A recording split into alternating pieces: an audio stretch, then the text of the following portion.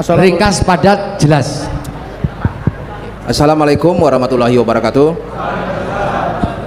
Saya Agung Ragung dari Persaudaraan Hindu Muslim Bali. Ya, mungkin saudara-saudara di sini yang duduk di sini, apalagi keluarga besar PWNU udah mengetahui saya, mungkin sudah kenal dengan saya. Begitu juga salam kenal guru-guru kami, Pak Kiai, Pak Haji, Pak Ustadz, dan saudara-saudara kita semua. Ya, yang pertama ini bertanya dan ngasih saran juga. Nah, yang satu, kita ini dari saya dengar ceramah dari tadi, saya sangat salut, saya sangat ternyuh dalam hal ini,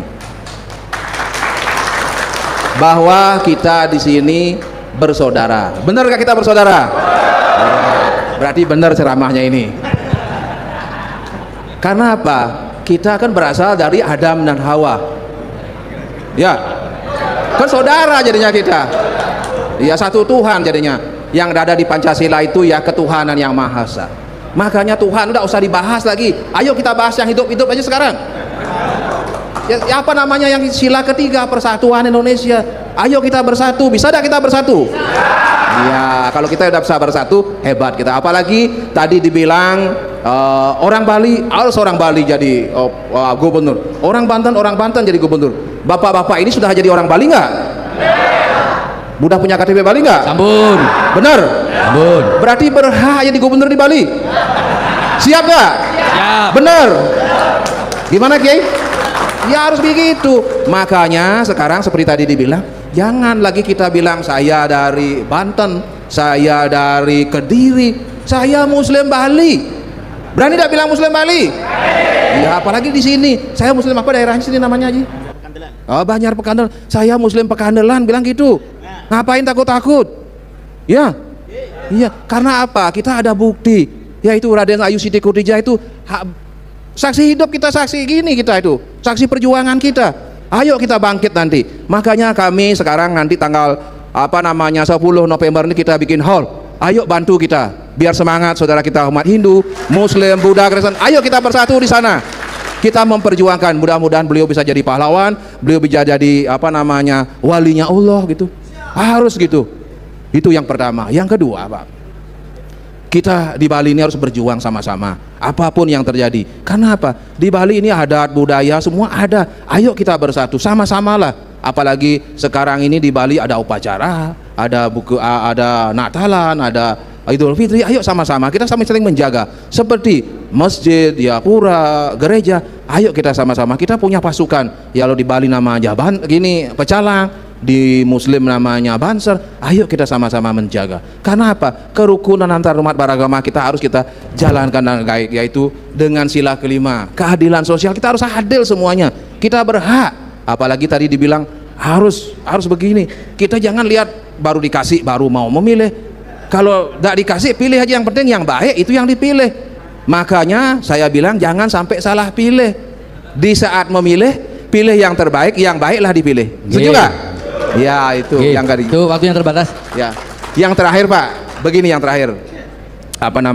Sampai lupa saya. Begini, karena kita ini bilang bersatu, kita kalau bisa kita menyanyi Padamu Negeri.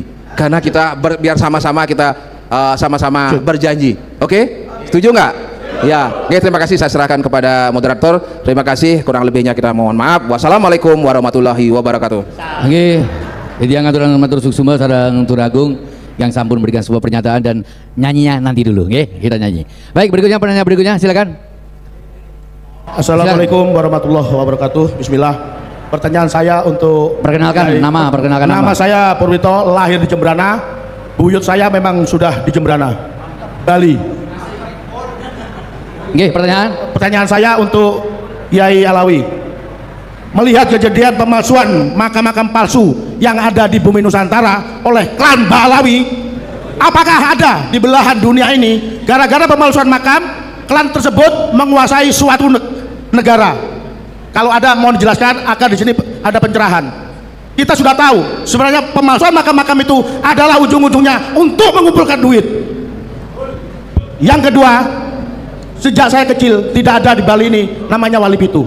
Saya ingin tanya di kalangan sini, siapakah penemu Wali Pitu yang pertama kali di Bali ini? Saya orang Jemberana, lahir tahun 1975. Rumah saya di Gilimanuk, Banjar Arum Barat. Silakan. Matur suwun, wallahul muwaffiq ila aqwamit thoriq. Wassalamualaikum warahmatullahi wabarakatuh. Baik. Baik, saya tampung ya. Di sisi selatan, nggih, monggo Bapak, mic-nya sumber. Satu lagi ya. Sabar. Nggih. Bismillahirrahmanirrahim. Assalamualaikum warahmatullahi wabarakatuh. Perkenalkan, nama saya Pak Ian dari Renon, Pak, Majelis Taklim Renon. Jadi saya minta penjelasan dua hal. Yang pertama, ini saya print out ini sekitar tahun 2013, Pak. Ya, ini termasuk saya sampaikan adalah silsilahnya Kiai Hasyim Asy'ari, pendiri NU. Jadi di situ ada tertulis beberapa silsilah, kemudian ada penyanding ataupun catatan nasab Sa'adah Ba'alawi. Nah, di sini saya minta penjelasan nanti. Saya bacakan dari yang paling bawah, yaitu Ainul Yakin Sunargiri, kemudian Maulana Ishaq Jamaluddin Al-Akbar Al-Husaini. Ini dari Ba'alawi, Pak ya. Kemudian Ahmad Syah Jalal Jalaluddin Khan, Abdullah Al-Azamat Khan, Abdul Malik Alwi Ami Al-Faqih, Muhammad Sohih Mirbat, Ali Kali Kosom, Alwi Arsani, Muhammad Sahibus Saumiyah, Alwi Awal, Ubaidullah di sini. Ahmad Al-Muhajir, Isa Ar-Rumi, Muhammad An-Nakib, Ali Al-Uraidi, Ja'far As-Sodiq, Muhammad Al-Bakir, Ali Zainal Abidin, Husain bin Ali. Jadi saya mohon penjelasan ini karena ini saya print ini asli tahun 2013, Pak, sebelum ada apa namanya yang viral saat ini. Kemudian yang kedua, jadi kami mohon penjelasan untuk yang biasa kita apa namanya Fatihah. Jadi khususnya untuk Habib Abdillah Ibni Alwi Al-Haddad yang biasanya kita Fatihah itu, mohon penjelasan. Jadi ini ada silsilahnya ke Rasulullah ataupun dari segi keilmuannya saja.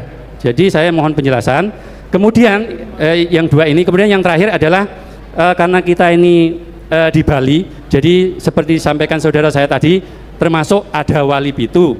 Jadi saya pernah baca di situs tahun 2013 dulu, bahwasanya yang menemukan wali pitu itu adalah seorang Habib. Saya juga khawatir ya, mungkin yang ada di Bedugul misalkan ada namanya Habib Umar Al-Maghribi kalau nggak salah.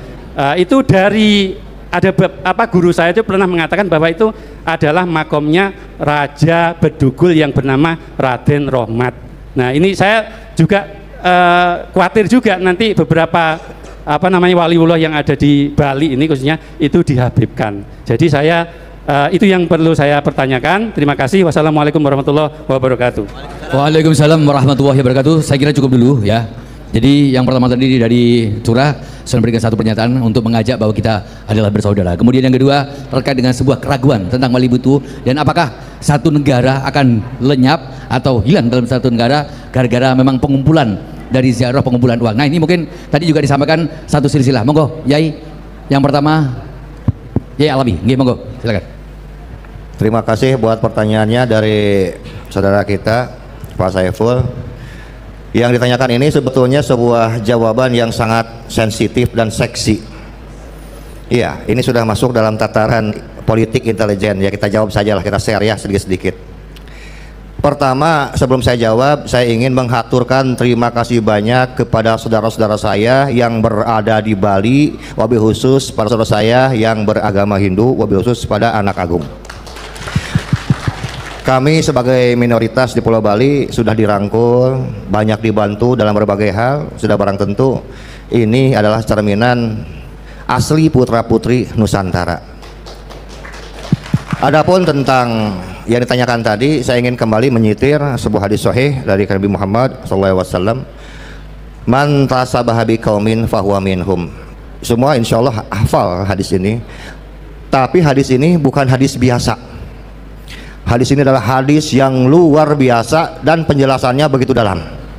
Dikatakan man tasyabaha, barang siapa yang menyerupai, maksudnya barang siapa yang memiliki tasyabuh, memiliki sifat-sifat, perilaku, karakter sebuah kaum, sebuah kelompok. Fahuwa, kalimatnya fahuwa, berarti kalimatul muqayyad, diikat oleh Nabi. Pasti, kata Nabi, dia termasuk bagian itu. Tahun 2009 sampai tahun 2015 yang kita temukan data bahwa di tanah Filistin atau Palestina yang kita sebut sekarang dengan negara Palestina, terdapat pembangunan makam-makam palsu sejumlah 5.000 makam. Dari tahun 2009 sampai tahun 2015 yang baru ketahuan dan bisa dibongkar baru 500 makam, dan makam-makamnya kosong semua. Sekarang kita bandingkan dengan yang terjadi di Indonesia. Kalau kita mengacu kepada hadis ini, artinya ada kesamaan gerakan, ada kesamaan pola. Man tasabah bi kaumin. Jadi kita artikan, siapa saja, kita ringkas saja hadis ini, siapa saja yang berperilaku, yang memiliki sifat karakter bikaumin, kita artikan sama dengan bangsa Zionis Israel, maka dia sudah termasuk bagian itu. Ini kan indikasi yang luar biasa dari Kanjeng Nabi, karena Kanjeng Nabi kan tidak mungkin sekarang salah untuk menyampaikan sesuatu. Beliau ini yang disampaikan semuanya adalah wahyunya ilahi. Jadi pasti yang disampaikan oleh Kanjeng Nabi adalah sebuah kebenaran. Tinggal bagaimana caranya kita sekarang memahami setiap sabda-sabda Nabi ini. Jadi ada kesamaan pola gerakan antara pemalsuan makam-makam palsu sekarang di Palestina yang dilakukan oleh Zionis Israel dengan pemalsuan makam-makam yang terjadi di bumi Nusantara oleh kelompok Ba'lawi. Ada sama, apa yang samanya? Pemalsuan makam. Satu. Kedua, saya belum mendapatkan data yang sahih, yang teruji di antara semua negara yang melakukan pemalsuan pemakam ini hanya terjadi di 2 negara saja. Satu di Palestina, 2 di Indonesia. Sehingga apabila ada selentingan suara-suara dari masyarakat yang mengatakan mungkin, katanya begitu, mungkin Ba'lawi ini adalah agen-agennya Zionis, ya jangan disalahkan juga. Karena apa? Ada kesamaan pola gerakan. Lalu mengapa sekarang Zionis Israel harus melakukan sekarang pembangunan makam-makam palsu? Satu jawabannya, untuk membuktikan eksistensi nenek moyang mereka sudah ada ribuan tahun yang lalu. Agar apa? Agar mudah mengklaim ini adalah bangsa leluhur kami. Dan ini pula yang 100% identik dilakukan oleh kelompok Ba'lawi di Nusantara. Tadi dikatakan wali pitu di Bali. Kan wali itu di Bali bukan hanya 7 wali pitu, kemudian dibalawikan. Hati-hati, nanti bukan jadi wali pitu, wali nipu Ba'lawi itu. Ini ada penipuan. Tadi saya sudah bilang pagi-pagi bahkan kemarin kepada Pak Haji Suryadi dan juga pada Romo Kiai Rais Angkita, saya Pak Gus Haji Mogi dan juga Ki Imad ingin melakukan pengecekan, penyelidikan. Kita ingin check and recheck, kita ingin melakukan riset bahwa kita perlu rekonstruksi sejarah kembali, terutama makam-makam para ulama, para wali dan tokoh-tokoh yang dihormati di tempat masing-masing, agar tidak dipalsukan. Pada sekarang ini kan sudah kerepotan, Pak, karena mereka dananya begitu besar, kan tidak mungkin sekarang dengan ribuan makam yang dibangun tidak pakai biaya. Pasti ada dong yang membiayai, kan begitu. Ya siapa lagi kalau orang-orang yang tidak bermaksud untuk menghancurkan kebudayaan sebuah bangsa, menghilangkan leluhur asli sebuah bangsa. Apakah kita tahu bahwa sekarang di Israel untuk menghilangkan makam-makam leluhur orang-orang Palestina zaman dulu itu dengan dibangun dengan jalan tol, jalan raya, dibangun gedung, mall. Nanti orang bilang, dulu kakek kamu, buyut kamu makamnya di situ tuh, di bawah mall. Terus kata cucunya, makamnya mana sekarang? Iya, di bawah mall. Bisa jadi bukti? Nggak bisa, karena yang terlihat mallnya. Sekarang kita bilang, mana makam mbah kita? Ini Raden Anu, Raja Anu, diganti Habib Abdurrahman misalnya bin Yahya, jadi As-Sagaf, jadi Habsyi. Padahal nama dulu yang dikenal oleh penduduk asli tidak seperti nama yang sekarang dikenal. Nah, ini perlu ada rekonstruksi kembali sejarah, rekonstruksi sekarang makam-makam ulama. Dan yang kita ingin dilakukan pertama di Bali. Kenapa di Bali?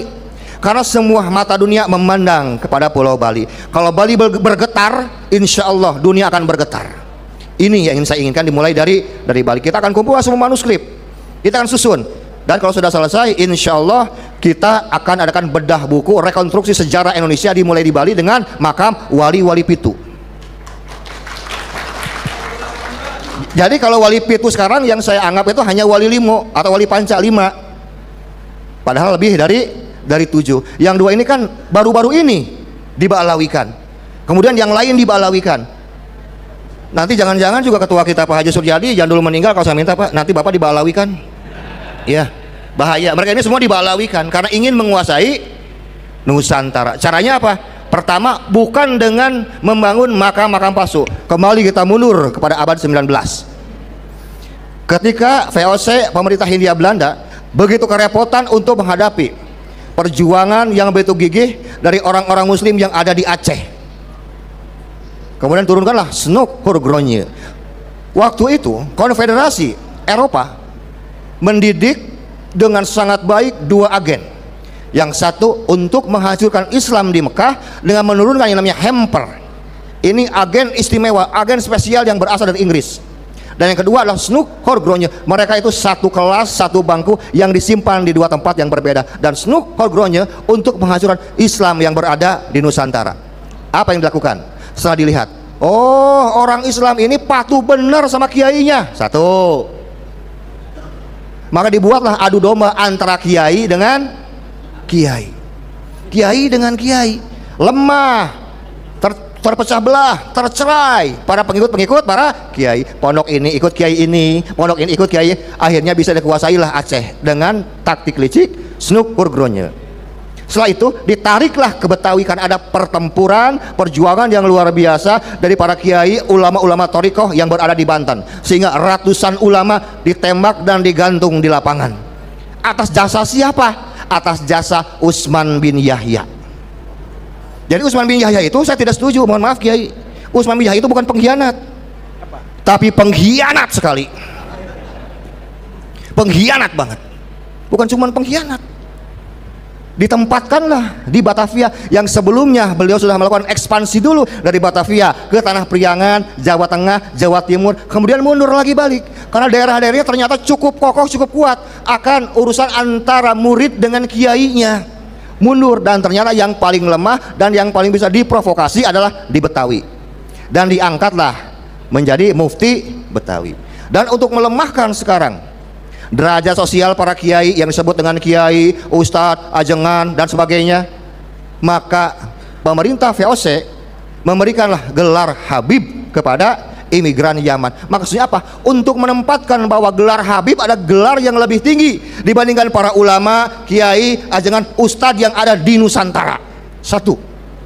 2. Untuk melemahkan strata sosial para raden, para bangsawan yang sudah memiliki harta kekayaan dan kekuasaan di daerahnya, sehingga secara otomatis semua para kiai, ustadz, ajengan, raden mas tu bagus semua menjadi budak-budaknya habaib.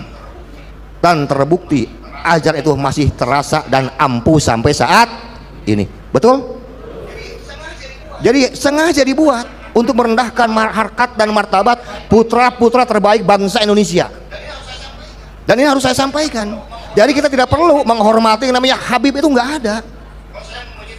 Kalau saya menyitir sekarang sebuah diskusi yang terdapat dalam kitab tafsir Al-Qurtubi, ada sebuah pembicaraan yang sangat indah dan sangat romantis antara Allah dengan Kanjeng Nabi Muhammad SAW. Allah berfirman kepada Nabi Muhammad SAW, ya Muhammad, wa ma arsalnaka illa rahmatan lil alamin. Wahai Muhammad, tidaklah aku utus engkau kecuali sebagai rahmat untuk sekalian alam. Wa qala Nabiyyu sallallahu alaihi wasallam, ya Rabbi, wahai Tuhanku, fanta khalaqas samawati wa alimini, engkau telah menciptakan langit dan bumi untukku. Wa ana min hada, lalu aku untuk siapa? Kata Nabi Muhammad. Faqala ta'ala, kemudian Allah kembali berfirman kepada Nabi Muhammad, ya Muhammad, anta waliyan habibi, engkau adalah kekasihnya dari kekasih-kekasihku. Kemudian Nabi Muhammad kembali berfirman, ya Rabb, fa inni minka fa anta man hada. Tuhanku, aku ini khusus untuk dirimu, lalu engkau untuk siapa? Kemudian Allah kembali berfirman, fa ana man yasholli alaika ya Muhammad walau sita ja'altu amron jami'an ilaika. Wahai Muhammad, aku hanya dikhususkan untuk orang-orang yang bersolawat kepadamu. Andaikan mau, akan aku berikan urusan orang-orang yang bersolawat, engkau aja yang urus. Kata Allah. Kemudian Nabi Muhammad menjawab, ya Rabbi, la fa anta arhamu bihim minni. Jangan begitu Tuhanku, sesungguhnya engkaulah yang lebih penyayang kepada umatku dibandingkan diriku. Fa ini abduka dhaif, sesungguhnya aku hamba yang dhaif. Yang menarik ada kalimat fa anta waliyun habibi, engkau adalah kekasihnya kekasihku. Dalam sejarah, dalam riwayat yang pernah saya baca sampai saat ini, saya belum pernah menemukan Allah menyematkan gelar Habib kepada semua nabi dan rasulnya yang kalau kita total 124.315 orang. Tidak pernah mengatakan Habib kepada siapapun, nabi dan rasul, kecuali kepada kanjeng Nabi Muhammad sallallahu alaihi wasallam. Sekarang zuriyah palsu berani mencangkok nama Al-Habib yang Allah berikan kepada Nabi Muhammad dan disematkan di depan nama mereka. Apa nggak kurang ajar yang begini? Dan kita masih nggak ngeh juga, masih saja cium tangan mereka bolak-balik. Nah, ini kesal. Ya. Apa nggak kurang ajar orang begini? Dan kita nggak sadar dengan konser-konser sholawat yang mereka lakukan, membaca rotib-rotib, membaca maulid yang Nabi, sehingga kita tanpa sadar meninggalkan wiridan-wiridan yang pernah diajarkan waktu di pondok-pondok pesantren, meninggalkan hijib-hijib yang diajarkan oleh guru-guru kita. Betul nggak? Dan masih ada yang kekeh, padahal saya khawatir terdapat aji gendam di dalamnya. Buktinya apa? Masih banyak orang yang masih mau baca ratiban, maulid al-atos dan sebagainya, menghargai mereka di atas menghargai guru-guru kita yang telah mengajarkan sepanjang hidup mereka, sekuat mereka menyampaikan ilmu agama pada kita, dan mereka ditempatkan di bawah kita. Inilah penyematan gelar Habib itu sangat jahat dan berbahaya. Kalau mau ya jangan panggil Habib, panggilnya apa tuh ya? Khobab gitu ya, penipu gitu. Ya bagaimana kita bisa mencintai mereka? Wah, mereka sudah banyak tipunya. Yang ditipu siapa? Yang paling banyak korban siapa? Warga Nahdlatul Ulama. Sudah kewajiban kita untuk menjaga warisan ini, warisan para wali songo.